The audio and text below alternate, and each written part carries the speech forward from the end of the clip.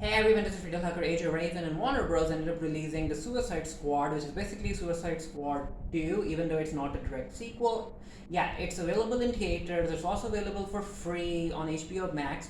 Basically not free, if you have the ad-free subscription, then you can watch it. You're basically paying for the subscription. So I have watched the movie. It ended up gaining a whole lot of positive reviews from critics.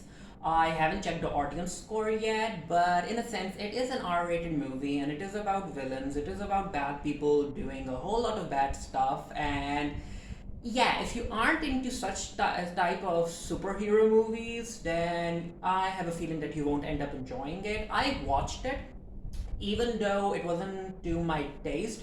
I was still able to enjoy a whole lot of it, even if I had certain issues with the narrative, which I'll get to in a bit.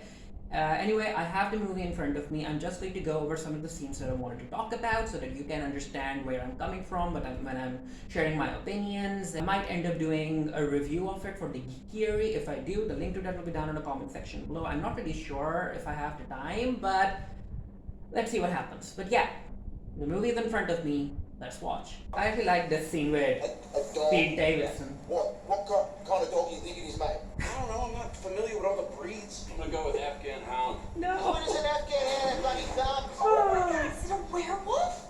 I wanted to meet a werewolf forever. Yo, they sent me into a werewolf?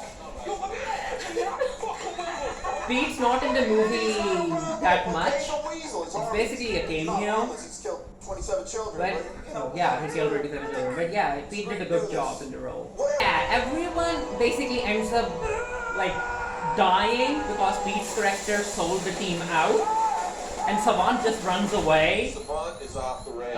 And this is where Amanda Waller is like, "I'm going to blow your head off if you don't go back," which he does.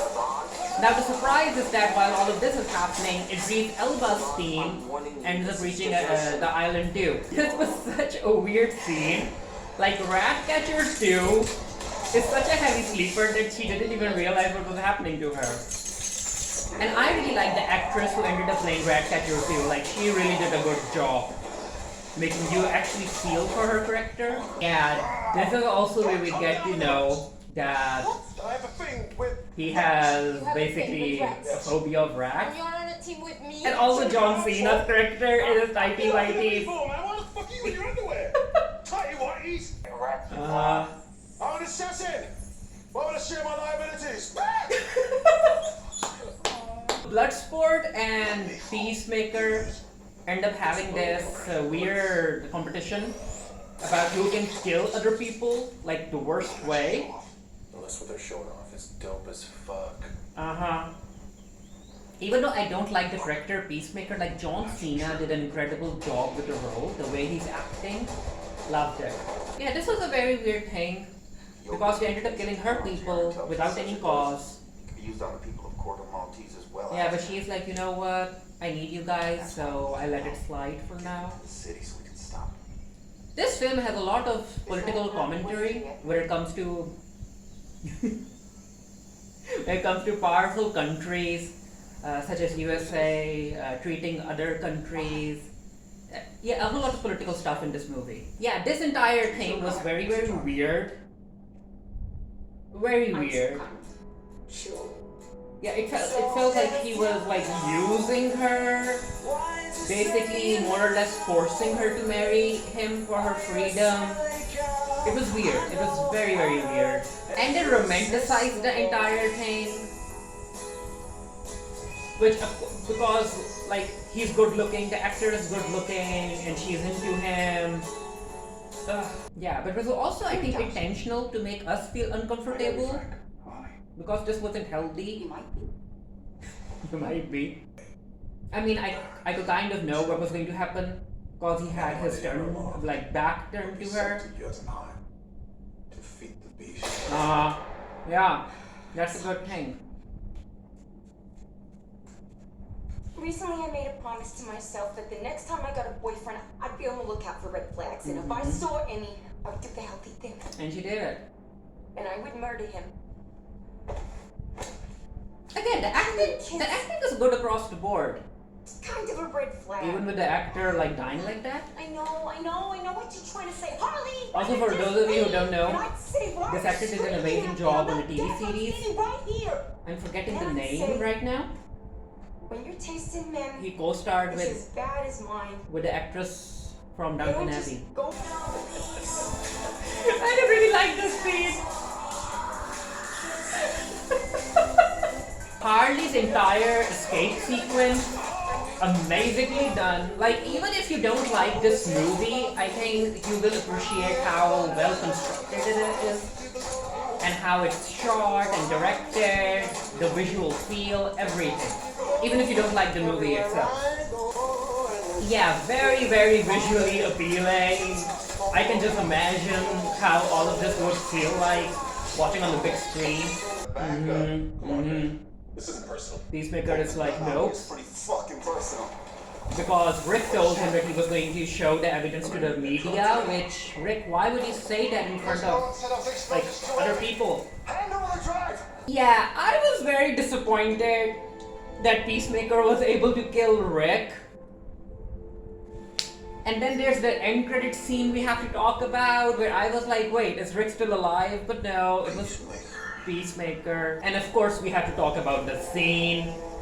Peacemaker versus Bloodsport. Yeah. Like this scene. Loved it. I actually watched it like 2-3 times. Because Bloodsport actually had this competition with Peacemaker. Yeah. Because they basically do the same thing.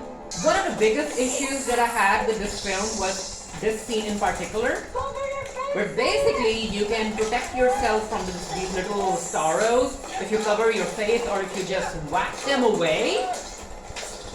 But the other people, like none of the other people in the army are even trying to cover their faces. Like you can even cover them with your arms, like it was such a weirdly written plot convenience. It made no sense to me.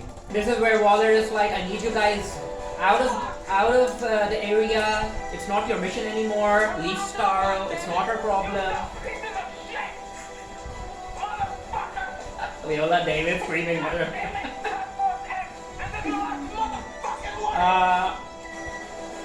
And then this happened, which I mean, What the fuck? in my opinion, that was kind of disrespectful to Amanda Waller and who she is as a character. It just felt disrespectful. And the fact that when she woke up, she didn't like shoot them all immediately. Okay, Amanda. Nom nom.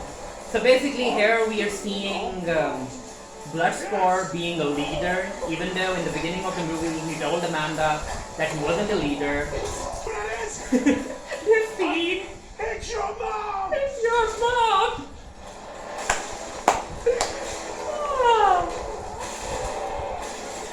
Yeah, even the polka dot man ends up dying after this, which made no sense to me. I wanted him to live. Another thing that I had an issue with was the fact that starfishes, like, they can regenerate their limbs. So I'm not really sure if Starro, like, why Starro wasn't able to quickly regenerate his limb. Yeah, Ratcatcher 2 ends up going all Squirrel Girl, and she summons all the rats in the area in order to overwhelm Starro. Very Squirrel Girl, in my opinion. And then Harley comes in with the javelin. She finally figured out what she had to do with it, and she goes into the eye, which is filled with like watery liquid, even though eyes don't work like that. But it's an alien eye, so I guess I let it pass. So Bloodsport ends up using the information on the in the drive to strike a deal with Wanda to let them go free. If we all go free, it never has to see the light of day. Or if anything happens to them, it will go to Chris. And this is where the movie basically ends with Dubois finally learning to get over his fear of rats. So like these characters went through certain character arcs, character development, which I appreciated. Then we have the post-credit So scene. they found him in the rubble. Mm-hmm. They were shocked his heart was still beating. Heart? Like when she mentioned heart, I was like, Rick Flag? He's shown he's resilient. But no, not Take Rick some Flag. surgery, but eventually we'll get him back up to It's speed. Peacemaker. And Peacemaker is getting a TV series on HBO Realize Max. this is revenge, right? Waller knows we double-crossed her and she's getting back at us by saddling us with this douchebag. Yep. I heard he was sort of a hero down in Corto Maltese. Yeah, Is that sure. what you heard? Because not quite. What do you guys want him for? Just to save the fucking world, that's all. And that's where the movie ends. So yeah, I liked the Suicide Squad movie, even though it wasn't basically for me. And yeah, it wasn't for me, and I still liked it. So when it comes to fans of such movies or such a genre, I can really see them really enjoying it, which is apparent from the critic rating over on Rotten Tomatoes and the reviews it's been getting. But yeah, I haven't checked the audience review, but I wouldn't be surprised if it's high as well. Anyway, feel free to leave your opinions about the Suicide Squad down in the comment section below. And until next time, stay happy, stay safe, stay blessed. See you guys later. Bye.